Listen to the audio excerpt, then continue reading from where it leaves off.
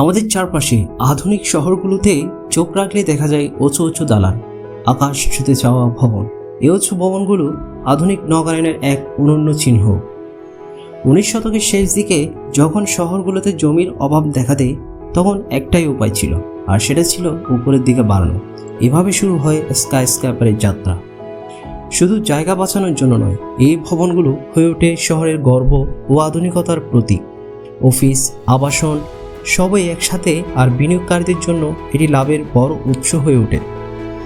1885 সালে যুক্তরাষ্ট্রের শিকাগোতে শহরে তৈরি হয় বিশ্বের প্রথম উঁচু ভবন, হোম ইন্স্যুরেন্স বিল্ডিং।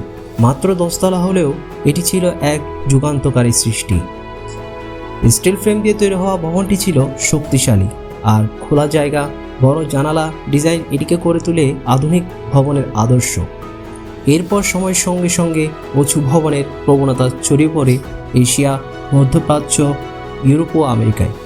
বিশেষ করে Hong Kong, Shanghai, Tokyo, New York, London আর দুবাই শহরে গড়ে ওঠে বিশ্বের সবচেয়ে উঁচু ভবনগুলো। চীন এখন এক্ষেত্রে সবার আগে, প্রতি বছর গড়ে 100টিরও বেশি 200 মিটার উচ্চতার ভবন তৈরি করছে তারা। অন্যদিকে ইউরোপের উঁচু ভবনের সংখ্যা খুবই কম। তারা এত অর্থনৈতিকভাবে শক্তিশালী হওয়ার পরও কেন উঁচু ভবন তৈরি করে না? আজ আমরা জানব, মধ্যপ্রাচ্য আর আমেরিকায় যখন আকাশ ছোঁয়া বিল্ডিং তৈরি হয়, তখন ইউরোপ কেন এত নিচু হয়ে থাকে। তার আগে আপনি যদি আমার চ্যানেল নতুন হয়ে থাকেন, তাহলে সাবস্ক্রাইব বাটনে ক্লিক করুন। তো জেনে আসা যাক কারণগুলো। ঐতিহ্যের প্রতি ভালোবাসা। ইউরোপের শহরগুলো যেন এক একটা জীবন্ত ইতিহাস। প্যারিস, প্রাগ, ফ্লোরেন্স, এইসব শহরগুলো মনে হয় সময়টা যেন থেমে আছে। এখানে প্রতিটি বিল্ডিং, প্রতিটি গলি একটা গল্প বলে। তাই মানুষ চায় না আধুনিক গ্লাস টাওয়ারে এসে সেই গল্পগুলো মুছে ফেলুক। 1973 সালে প্যারিসে একটি স্কাইস্ক্র্যাপার বানানো হয়েছিল, মন্টপারনাস টাওয়ার।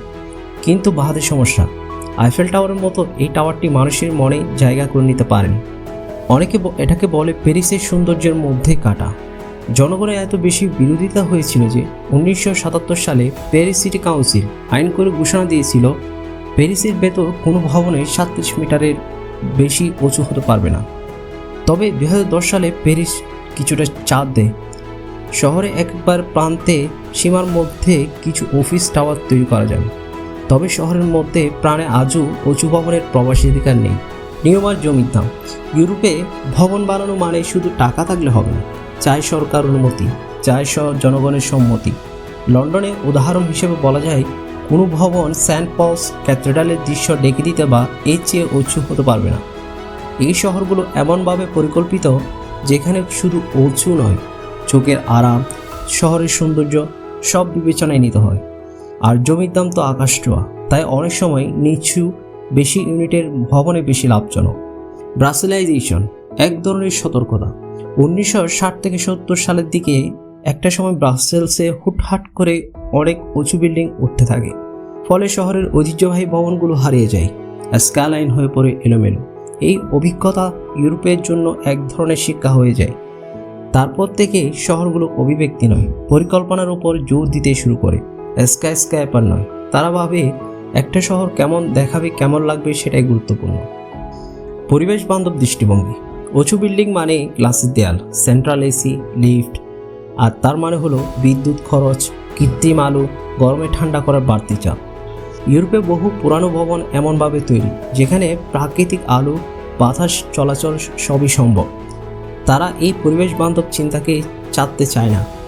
তাদের কাছে স্মার্ট মানে শুধু প্রযুক্তি নয়, সাস্টেনেবল, মানুষের জন্য ভালো, এটাই আসল কথা। যুদ্ধ পরবর্তী মনোভাব। হারানো ইতিহাস ফিরিয়ে আনা। দ্বিতীয় বিশ্বযুদ্ধ ইউরোপকে তছনছ করে দিয়েছিল। ওয়ার্স, বার্লিন, ড্রেসডেন, এমন অনেক শহর ধ্বংস হয়ে গিয়েছিল বোমার আঘাতে। যুদ্ধ শেষে তারা ভেবেছিল, আমরা কি একেবারে নতুন শহর গড়ব? না, বরং তারা হারানো ঐতিহ্য ফিরিয়ে আনতে চেয়েছে। পুরনো ছবি, পুরনো নকশা দেখে তারা শহরকে আগের মতোই করে গড়ে তুলেছে। এই ঐতিহ্যভিত্তিক মনোভাব এখনও ইউরোপের শহর পরিকল্পনার মূল চালিকা শক্তি। তবে এখনও কিছু ইউরোপীয় শহর স্কাইস্ক্র্যাপার নির্মাণ করছে। লন্ডন, ফ্র্যাঙ্কফুর্ট, মিলান তার উদাহরণ। তবে সেই নির্মাণও খুবই নিয়ন্ত্রিত এবং পরিকল্পিত। একটা নির্দিষ্ট এলাকার মধ্যে নির্দিষ্ট নিয়ম মেনে বানাতে হয়। এটাই ইউরোপের স্টাইল। তাই ইউরোপ উচ্চতায় কম কিন্তু ঐতিহ্য অনেক উঁচু। আপনি কোনটা বেশি পছন্দ করেন, ঐতিহ্য রক্ষা না আকাশ ছোঁয়া ভবন? কমেন্টে জানাবেন। ভিডিও ভালো লাগলে সাবস্ক্রাইব করতে ভুলবেন না।